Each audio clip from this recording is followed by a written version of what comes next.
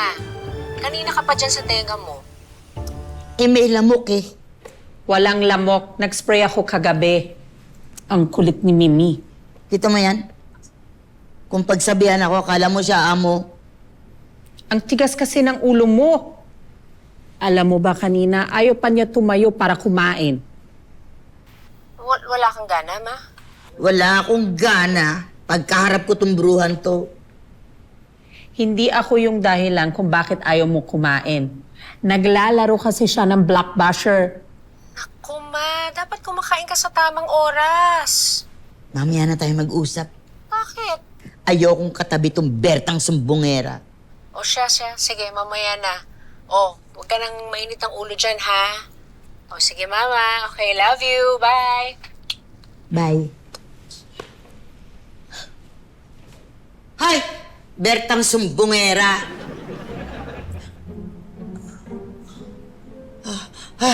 O bakit? Bakit? Nahilo ko. Bakit umiikot ang sala?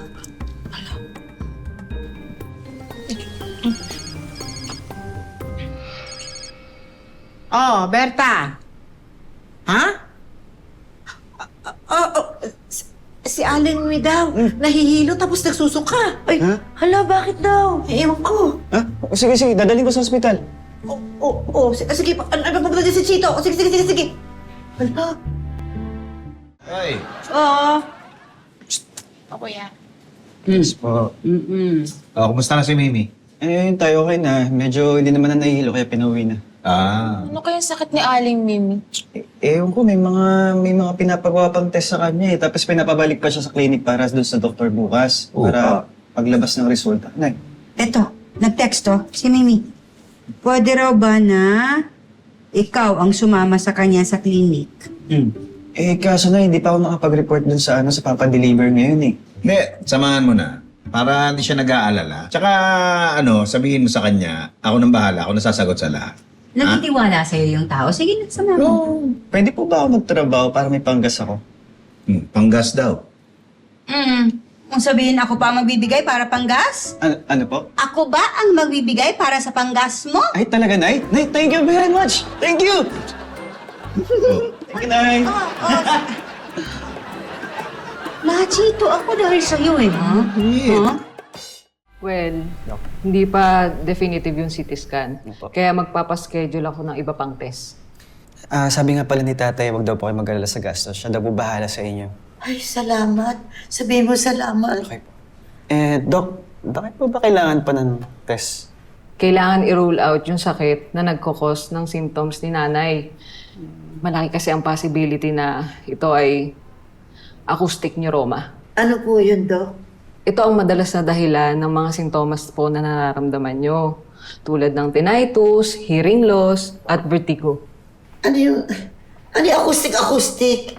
Acoustic neuroma. Parang ano po yun? Brain tumor.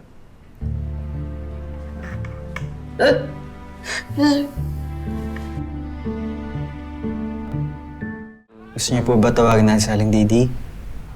Hindi. Wag. Walang dapat makaalam. Bakit po? Pwede naman yung Doc, di ba? Opo, huwag kayong mag-alala, Nay. Mimi, ito na tubig mo. Alam niyo, Doc, hindi talaga ito mahilig uminom ng tubig eh. Mas gusto niyo po ba juice? Naku, mas gusto niya soft drinks. Kahit sinasabihan na siya na bawal, sige lang ng sige, inom ng inom. Tumigil ka na, Berta. Lumayas nga sa harap ko. Tayo magdakdak.